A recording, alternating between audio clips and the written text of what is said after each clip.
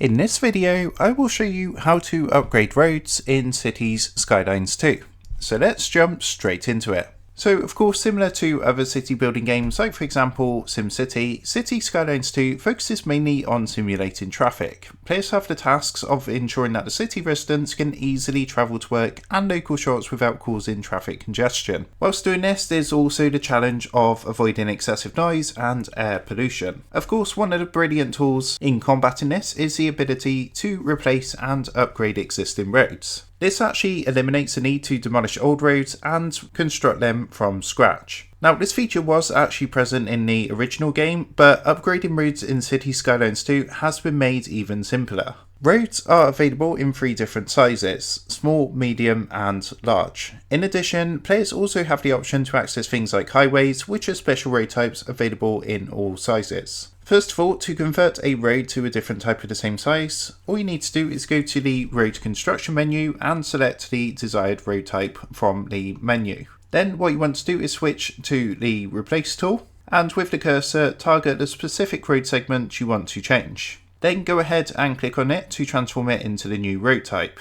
If you're looking at placing a one-way road, click and hold the cursor whilst moving it in the desired direction.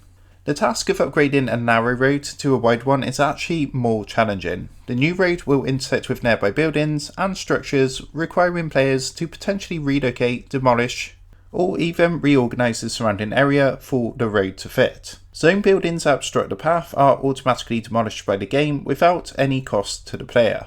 However, other structures need to be manually addressed. So as you can see in this image, the game does not allow the replacement of a 2-lane road with a 6-lane road due to its overlap with a pedestrian path. Since pedestrian paths are not considered as roads, players must remove the path and later replace it if they wish to proceed with this upgrade. Of course, the game will notify players of this issue through a red lettered warning indicating invalid shape and overlapping items. However, there is a solution to this problem. With the help of a new feature, players now have the option to move the cursor along the selected road in order to expand the upgrade on either the left side, the right side, or even both sides.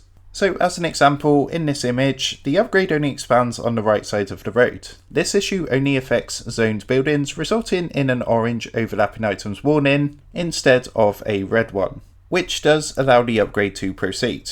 However, in spite of this, it is advisable for players to position all their civic buildings on a single side of the road if they have plans to expand it in the future. Any road upgrades obtained from external sources will remain on the new road as long as the new road type is of course compatible with the upgrades. So as an example, if players for example choose to replace a 2-lane road with trees and a tramline with a pedestrian road, the tramline will persist whilst the trees will disappear. Highways of course offer distinctive characteristics that distinguish them from other road types.